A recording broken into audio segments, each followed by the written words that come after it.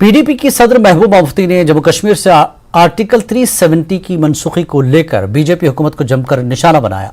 उन्होंने कहा कि मरकजी हुकूमत ने गुंडों जैसा रवैया अख्तियार किया था। कोई मुकदमा चलाए बगैर लोग जेलों में डाल दिए गए, एजेंसियों के जरिए लोगों को धमकाया गया। महबूबा मुफ्ती ने सवाल पूछा कि इतना सब कुछ करने के बाद वो लोग हालात नॉर्मल होने का दावा कैसे कर सकते हैं। महबूबा मुफ्ती ने मजीद कहा कि सुप्रीम कोर्ट के जज जम्मू कश्मीर को मुद्दों के मदऊ किए गए ताकि उन्हें यह बताया जाए कि हालात ठीक हैं। महबूबा मुफ्ती को उम्मीद है कि सुप्रीम कोर्ट के जज साहबान समझदारी दिखाते हुए जम्मू कश्मीर के लोगों को इंसाफ देंगे। महबूबा मुफ्ती का कहना था कि उन्हें सुप्रीम कोर्ट और चीफ जस्टिस ऑफ इंडिया पर पूरा यकीन है।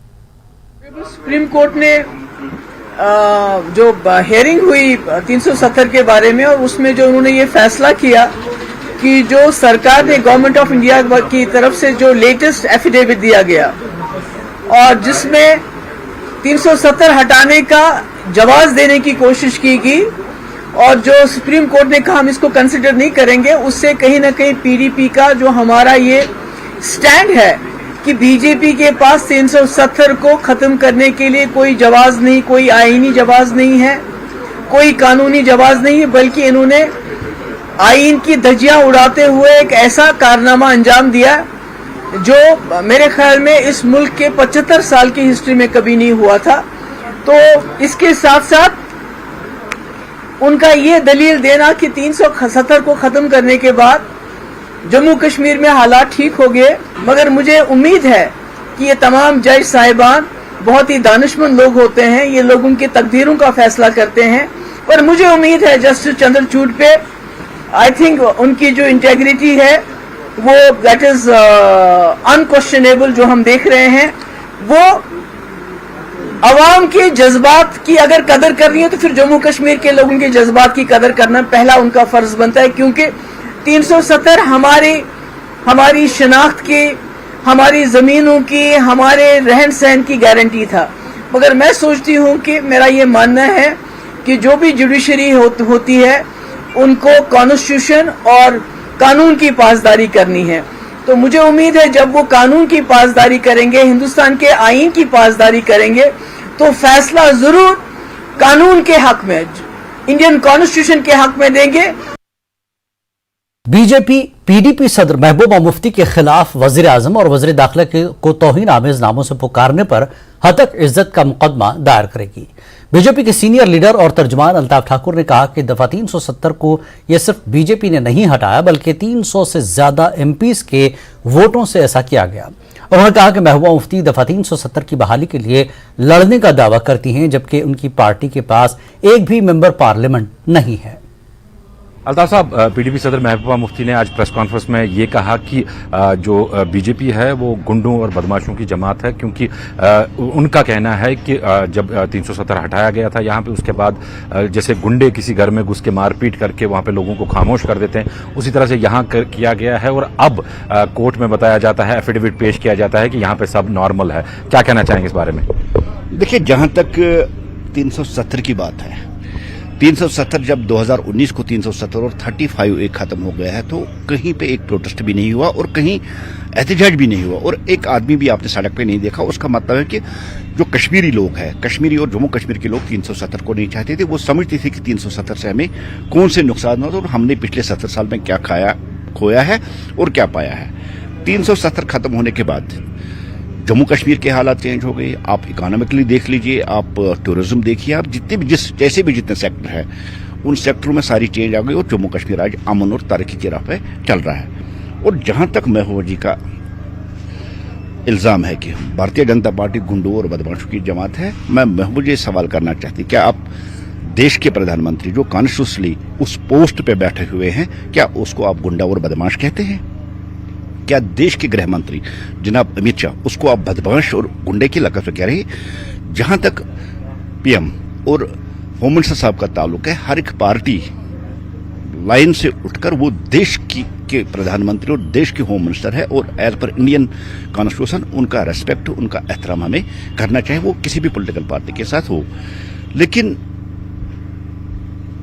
लोगों की सहमति और लोगों का जो अप्रोच आज की डेट में है और जो लोगों की एक्सेप्टेंस आज के डेट में है वो भारतीय जनता पार्टी के साथ, और भारतीय जनता पार्टी को लोग लाइक करते हैं और भारतीय जनता पार्टी की पॉलिसीज को लोग अच्छी समझकर उसको अप्रोच करता है। और इसी जो पॉपुलरिटी आई रोज जम्मू कश्मीर में भारतीय जनता पार्टी की बढ़ रही है, जिस तरह से कश्मीर में जो भारतीय जनता पार्टी का कार्ड है वो मजीद मजबूत और फैल रहा है, इससे महबूबा जी को परेशानी हो रही है, क्योंकि जहां उसकी पार्टी आई रोज सुकड़ती जा रही है, उससे लोग भागते हैं, कम हो रही हैं, वही भारतीय जनता पार्टी बढ़ रही है जम्मू कश्मीर में, उसमें ज्यादा से ज्यादा लोग रहे, इससे महबूबा को फ्रस्ट्रेशन आ रही है। और इसको कॉन्स्टिट्यूशनली जिस आर्टिकल को हटाया गया, जहां देश के पार्लियामेंट ने उसको हटा गया, मैं महबूबा जी ये सवाल करना चाहता हूं, क्या जिन 400 से जायद एमपीज ने 370 के खिलाफ वोट दिया, क्या वो सारे गुंडे हैं, क्या वो बदमाश हैं?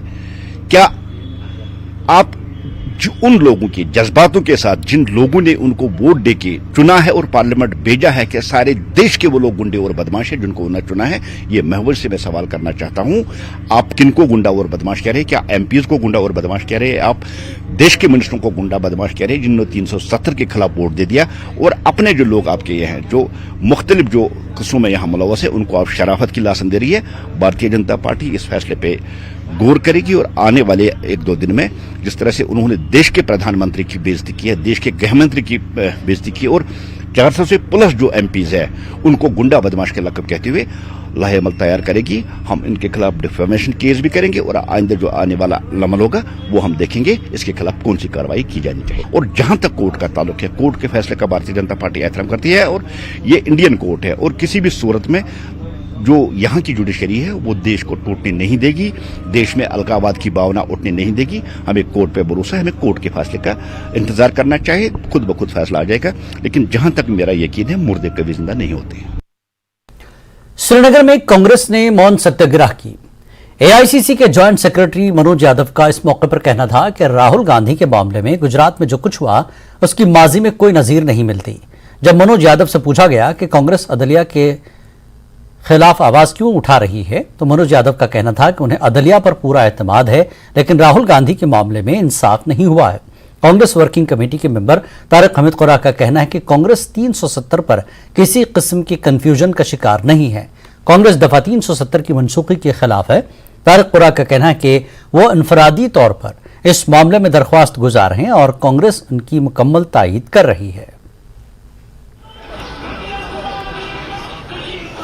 हम लोग पूरे भारतवर्ष में एक मौन सत्याग्रह के रूप में अपना रोष प्रकट कर रहे हैं, और वो इसलिए भी है कि जो एक साजिश राहुल जी के खिलाफ रची गई, पूरे देश के खिलाफ, पूरे देश को धोखा देके एक साजिश रची गई, जिस तरह से बीजेपी देश की लोकतंत्र की हत्या कर रही है, मैं कहूँगा कि लोकतंत्र अपने अंतिम सांस ले रहा है। और आज हम यहाँ पर श्रीनगर में तमाम वरिष्ठ साथी हम लोग अपना रोष प्रकट कर रहे हैं। हर जगह से बोलने की आजादी छीन ली गई है, संसद से सारे माइक बंद कर दिए गए हैं, बिल्कुल तमाम तरीके की बंदिशें लगा दी गई हैं। विपक्षी पार्टियों को रोज नए नए तरीके से प्रताड़ित किया जा रहा है। उसी का रोष आज हम प्रकट कर रहे हैं। यहाँ पर पूरे हिंदुस्तान में तमाम मुख्यालयों पे हमारे कांग्रेस के साथी आज देश की आवाज उठा रहे हैं। तो 370 से क्या उम्मीदें हैं फिर, जो 370 पे अभी कार्रवाई शुरू हो गई?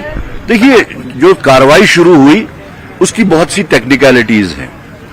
मुझे अभी तक कोई ऐसी टेक्निकलिटी पे उस पे वो क्लैरिटी वहां पे उन्होंने नहीं लाई, बिकॉज अर्लियर बेंचेस ने, जो कि बड़े बेंचेस हैं, जो कि कॉन्स्टिट्यूशन बेंचेस हैं, 3 दफा आर्टिकल 370 के ऊपर अपना सादर किया है फैसला।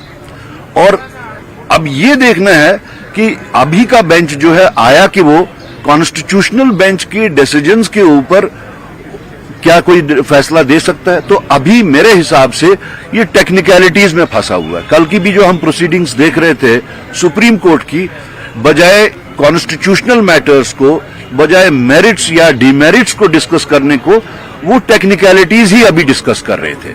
तो हमें अभी इंतजार होगा कि सुप्रीम कोर्ट जो है उन टेक्निकलिटीज के ऊपर कोई फैसला दे दे और उसके बाद ही 370 के ऊपर कोई बात की जाए। कांग्रेस का क्लियर स्टैंड 370 पे क्यों नहीं है? कभी सपोर्ट भी नहीं करते, मुखालफत भी नहीं करते, ऐसा क्यों? नहीं, ऐसा तो है नहीं। 370 देने वाले कांग्रेस पार्टी ही है। It is because of the Congress party constitution में आर्टिकल 370 आया, 35A आया, और उसको आगे बढ़ाने में भी 370 कांग्रेस पार्टी का ही हाथ है। अगर आपको याद होगा कि जिस वक्त आर्टिकल 370 को एब्रोगेट किया जा रहा था, उससे पहले भी एक रेजोल्यूशन पास हुआ और 370 की कंटिन्यूएशन के वास्ते रेजोल्यूशन पास हुआ। उसके बाद भी जो रेजोल्यूशन पास हुआ कांग्रेस वर्किंग कमेटी में, तो हमने क्लियर टर्म्स में बताया कि it has been unconstitutionally abrogated and undemocratically abrogated. Petition नहीं किया, मगर पेटिशन तो मैं खुद पेटिशनर हूं।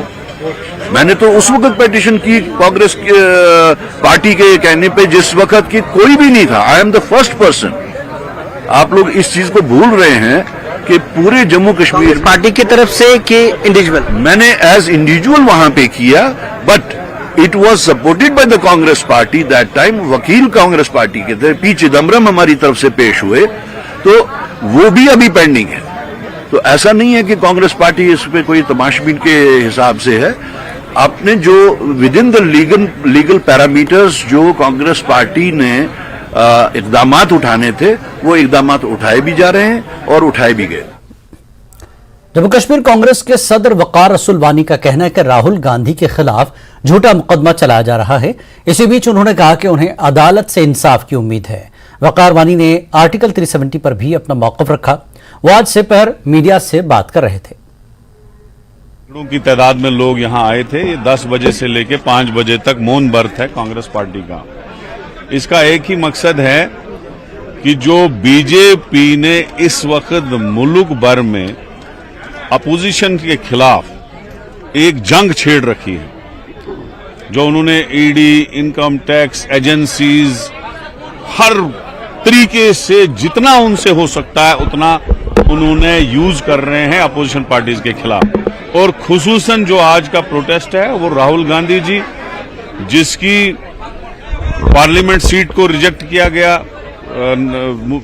उसके बाद उसके ऊपर जो है केस, फर्जी केस लगाया गया, क्योंकि राहुल गांधी जी की पॉपुलैरिटी जो डे बाय डे बढ़ रही थी, जो भारत जोड़ो कन्याकुमारी से कश्मीर तक निकली, और ये झंडा उसकी निशानी है जो हमारे सामने है, किस तरह से करोड़ों में लोग उनके साथ जुड़े, महिलाएं, एसटी, एससी, ट्राइबल, हर किस्म का लोग करोड़ों में उनके साथ जुड़े। ये सारी पॉपुलैरिटी जब मोदी जी ने देखी, और दूसरा जो उन्होंने इश्यूज पार्लियामेंट में भी और भारत जोड़ो में भी उठाए, जिसमें बेरोजगारी का एक बहुत बड़ा इशू उन्होंने उठाया कि मुल्क में बहुत ज्यादा बेरोजगारी है, भूखमरी है, लोग गरीब से गरीब हो रहे हैं और अमीर अमीर से ज्यादा हो रहे हैं, यहां पे महंगाई बहुत ज्यादा है, और एक मुल्क में सबसे ज्यादा जो फिरका परस्ती फैलाई जा रही है, नफरत फैलाई जा रही है, उसके लिए जो राहुल जी निकले और जो लोगों का रेस्पॉन्ड हुआ। हमने कहा कि सुप्रीम कोर्ट पे हमें पूरा भरोसा है, जुडिशरी पे भरोसा है। राहुल जी के मामले में हमें पूरा इंसाफ का यकीन दहानी है कि कोर्ट हमारे साथ इंसाफ करेगी। इसी तरीके से 370 का इशू भी सुप्रीम कोर्ट में सब जुडिशियस है, हियरिंग हो रही है, कल हुई, तो हम शुक्रगुजार हैं सुप्रीम कोर्ट का, उन्होंने हियरिंग शुरू की। अब जब इतना बड़ा कोर्ट, सुप्रीम कोर्ट बैठा है, वो हियरिंग सुन रहा है, अपना फैसला सुनाएगा, तो हम उसके फैसले। जम्मू में जम्मू कश्मीर कांग्रेस का मौन सत्याग्रह मुनक्किद किया गया। कांग्रेस ने एक दिन के लिए मौन सत्याग्रह का ऐलान किया था। सतवारी चौक जम्मू में ये प्रोग्राम किया गया। राहुल गांधी की हिमायत और यकजहती के लिए मौन सत्याग्रह का एहतमाम किया गया। जम्मू कश्मीर कांग्रेस के सदर वकार रसूल वानी और रमन भल्ला समेत पार्टी के कई सीनियर लीडरान इसमें शामिल हुए। कांग्रेस लीडरान ने इल्जाम लगाया कि मरकजी हुकूमत ने अपनी मुख्तलिफ मरकजी एजेंसियों के जरिए अपोजिशन की आवाज को दबाया है। वकार रसूल वानी ने न्यूज 18 से बात करते हुए कहा कि वो हुकूमत की इस किस्म की जावेराना पॉलिसियों को बर्दाश्त नहीं करेंगे और आने वाले दिनों में उसके खिलाफ आवाज बुलंद करते रहेंगे। टेरिटोरियल कांग्रेस कमेटी ने लेह में भी खामोश सत्याग्रह की। लेह में कांग्रेस के सदर और साबिक वजीर नवांग रिगजिन जोरा इस मुजाहरे में शरीक थे। चोगलाम सर में तमाम सियासी कारकुनान शामिल हुए। मीडिया से बातचीत करते हुए रवांग रिगजिनजोरा ने कहा कि हुक्मरान पार्टी ने अपोजिशन की आवाज को दबाने और जमहूरियत को पामाल करने के लिए कोई कसर नहीं छोड़ी है। उन्होंने मजीद कहा कि राहुल गांधी को हरासा किया जा रहा है और आज कांग्रेस कारकुनान पूरे मुल्क में हुकूमत के जबर के खिलाफ आवाज उठा रहे हैं। पार्टी की तरफ से एक मौन सत्याग्रह है। इसका वजह यह है कि हिंदुस्तान में जमहूरियत का गला घोंटा जा रहा है। इसमें हमारा दूसरा वो ये है, डेमोक्रेसी डिस्क्वालिफाइड। जिस तरह राहुल गांधी को हैरेस किया गया, ट्रबल किया गया और जिस तरह उनको पार्लियामेंट से डिस्क्वालीफाई किया गया, उसके खिलाफ हम लोग ये मौन व्रत पे है और सत्याग्रह पे है। हो ये रहा है, एक राहुल गांधी ने कमेंट किया था, एक उसमें कोई दो राय नहीं है, जहां उन्होंने कहा था नीरव मोदी को लेके और एक दो मोदी को लेके उन्होंने एक स्टेटमेंट दिया था। उसको इतना पतंगड़ बना के इन्होंने कोर्ट के जरिए, वो भी गुजरात के, दूसरा हायर कोर्ट भी गुजरात के, इनको पार्लियामेंट से अनसीट किया, लोकसभा से अनसीट किया। उसको देखता हुआ हिंदुस्तान के जमहूरियत को बहुत खतरा है, तो हम लोग उसके खिलाफ आवाज उठा रहे हैं।